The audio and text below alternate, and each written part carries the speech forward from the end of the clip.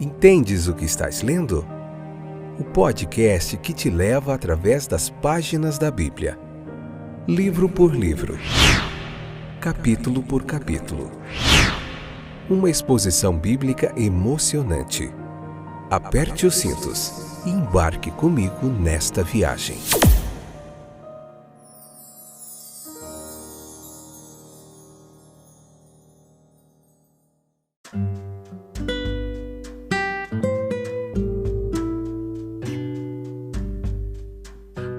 Olá, estamos de volta para mais um episódio do nosso podcast Entendes o que estás lendo? Um fantástico momento de aprendizado, de reflexão bíblica. Que bom que você voltou. É muito bom que você esteja aí acompanhando, isso é legal. Se você voltou porque você está gostando, compartilhe, chame mais gente para nós aumentarmos cada vez mais o número de pessoas que têm aprendido a palavra de Deus. Então vamos lá, João capítulo 17, parte 3, episódio 147 da segunda temporada. Vamos lá então, firme e constante. A palavra de Deus, se você puder, leia o capítulo 17, beleza? E depois escute essa explanação bíblica para você entender um pouquinho mais profundamente todo o contexto do texto. A palavra de Deus, ela é a verdade, isso é inegável.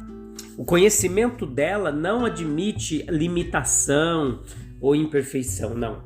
Sua retidão proíbe a possibilidade de engano. Sua benevolência se deleita na instrução de suas criaturas inteligentes.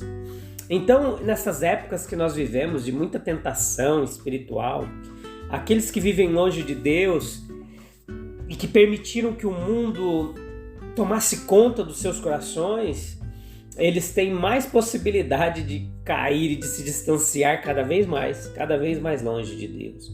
Jesus, ele continua orando aqui nesse capítulo pela unidade. E a santidade é o que levará à unidade e também à segurança. As nossas vidas, elas são muitas vezes muito mesquinhas, mundanas, vazias, né?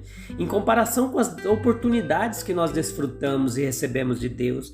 Deus nos trouxe a uma terra recheada de bênçãos das mais seletas possíveis. Nós somos convidados a sentar-nos a uma mesa carregada com o pão da vida eterna. A fonte aberta para o pecado e a impureza está sempre diante dos nossos olhos. Então, nós precisamos tentar ser melhores, fazermos progresso. E se nós não fazemos isso é porque negligenciamos o Espírito Santo de Deus que nos foi dado.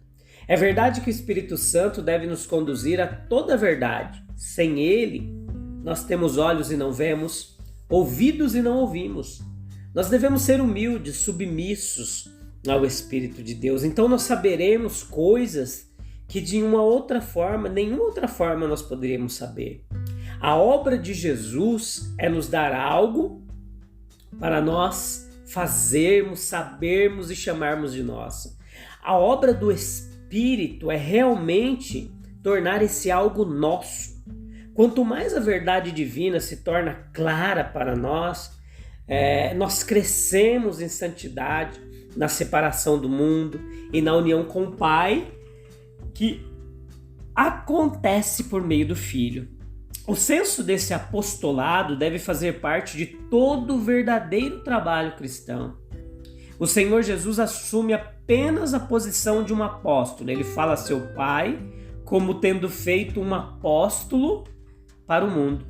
Ele cresce até a idade adulta, não como outros rapazes ali da cidade de Nazaré, que depois de crescidos escolhiam uma profissão e para caminhar pela vida por si só, com independência.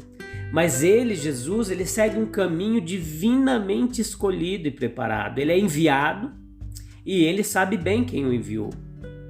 O maior bem só pode ser obtido do Senhor Jesus tratando de acordo com o seu apostolado. Tratando Jesus de outra forma que não o enviado, nós o insultamos e o caluniamos. Ele vem não com a sua própria reivindicação, mas com a reivindicação que recebeu do Pai invisível. Ele disse: Tu me enviaste ao mundo. Esse é o sentimento que Jesus tinha. e nós não podemos contestá-lo. Jesus tinha plena consciência. Não é um discurso de Jesus, não é uma ação de Jesus, mas está estampado nele, enviado do Pai. Ele diz expressamente: eu te glorifiquei na terra. Nós devemos julgar o remetente pelo mensageiro. Jesus foi qualificado para falar e agir livremente e amplamente com o coração que estava em plena harmonia com o coração de Deus. Ele poderia se adaptar sem a menor hesitação ou falha às necessidades sempre variáveis dos homens. Muitos vieram antes dele, andaram e falaram com os homens em nome de Deus, confessando que eles eram os porta-vozes de Jeová e começando seus discursos com assim diz o Senhor, como fizeram vários profetas. Mas então, a consciência de um coração mau e de uma vida imperfeita ainda estava sobre eles. Como Isaías disse, né? Ai de mim, sou um homem de lábios impuros. Mas ninguém nunca ouviu Jesus falar dessa maneira. Aqueles que ainda não viram em Jesus a glória do Deus eterno, ainda precisam recebê-lo em espírito e em verdade. Jesus estava saindo do mundo e teve que enviar outros ao mundo para poder continuar o seu trabalho. Devem ser do tipo que o mundo possa conhecer. Jesus os enviou ao mundo como ele próprio foi, para a grande necessidade do mundo e para o aumento da glória de Deus. Então, no devido tempo, com o seu apostolado acabando, eles foram reunidos no invisível. Mas Jesus continua enviando e continua enviando desde então. Missionário é apenas uma palavra mais modesta para apóstolo. Todos nós devemos ter um apostolado em nós, ou pouco podemos fazer por Jesus. Todos os apóstolos manifestos e especiais, eles devem sempre observar, encorajar, levantando suas mãos e considerando seus apelos com mentes compreensivas e corações compassivos. Quem recebe o apóstolo, recebe Jesus. E quem recebe a Jesus, recebe o Pai que o enviou, exatamente no momento em que os mais próximos dele estavam prestes a ser expostos a um grande perigo. O Senhor Jesus, sem esquecê-los, dirigiu o olhar da sua mente para um amplo campo de visão que incluiu em sua intercessão todos aqueles que viriam nas eras vindouras, aqueles que acreditariam nele por meio do testemunho dos seus servos. Esse maravilhoso alcance da consideração e interesse do sumo sacerdote é um testemunho. Ele contemplou como em visão profética os mártires, confessores, missionários, pastores, eruditos e pregadores, puros e humildes na vida privada, que deveriam se apegar à sua doutrina e à sua igreja. Como num instante de relance, Cristo convocou diante de seus olhos e de seu coração a vasta multidão que deveria constituir a igreja militante nos longos milênios vindouros, e ele orou por todos. O sumo sacerdote, ele considerou todos como pessoalmente relacionados a ele, aqueles a quem deveriam acreditar nele. Então, note que o pedido expresso aqui apresentado foi pela unidade, não por sua uniformidade na organização externa, no rito e na cerimônia apenas, ou num credo pronunciado numa liturgia, mas para uma unidade espiritual. Como é evidente a partir da petição do Filho, de que ele pode se assemelhar ao Pai, ao Filho.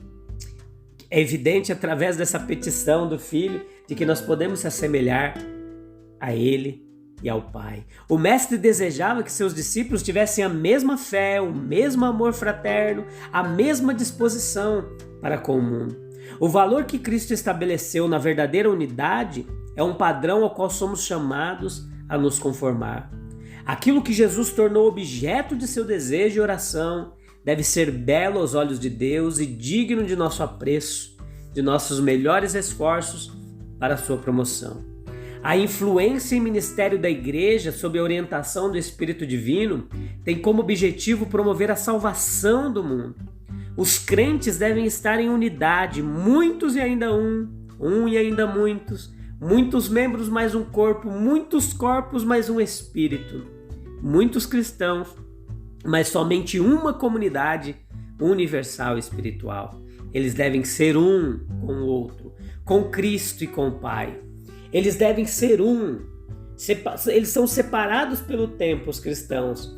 Alguns são do presente, outros são do passado e alguns ainda virão no futuro. Mas todos estão incluídos nessa grande união. Aqueles que creem optam por mim.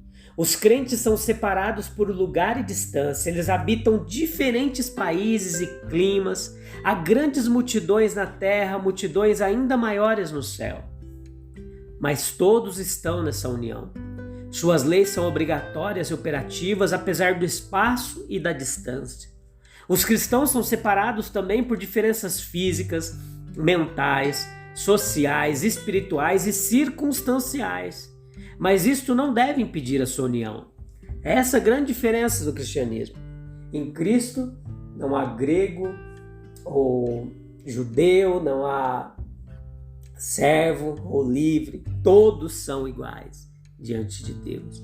Então, mesmo que somos separados por diferenças, nós precisamos ser aperfeiçoados em um. Não é uma união fictícia, mas real. E a perfeição é sua meta, embora ela seja gradualmente alcançada. Algo assim é a importância, o escopo ideal dessa grande união, da qual Cristo é o autor e a inspiração. Uma união da natureza, essência, vida. Os cristãos, eles passam a ser participantes da natureza divina. E a nova natureza e vida são iguais em todos. Nós temos unidade de espírito. Os cristãos devem se esforçar pela unidade de fé e pensar nas mesmas coisas. Unidade de coração. Os cristãos devem ser um em coração, simpatia e amor. O vínculo da perfeição. É preciso haver unidade de vontade e propósito, unidade de caráter. A união divina é o modelo do cristão e é elevada e perfeita. E não é a história passada da igreja um registro de uma grande luta intelectual e espiritual por esse propósito? Que eles possam estar em nós e um em nós. A unidade cristã é baseada no divino. Seria impossível para um ser desarmônico, por mais poderoso que fosse, conceber a ideia de uma sociedade harmoniosa. Mas a unidade cristã é a expressão do divino. Cristo é a expressão do Pai e os cristãos são a expressão de Cristo. Então, em certo grau, meus queridos, a expressão e encarnação da unidade divina. A glória da unidade divina, a glória do reconhecimento divino. A glória da unidade divina se deu em palavra e ação. A glória do reconhecimento divino se deu porque ele conhecia o Pai e o apresentou a nós. Isso tudo se reflete nele, até mesmo na sua natureza humana. E isso ele deu a eles, não apenas em seus resultados vicários, divinos, mas como exemplo, inspiração e princípio do mestre da nova vida. A glória do Filho é a glória do Pai, a glória dos cristãos é a do Filho.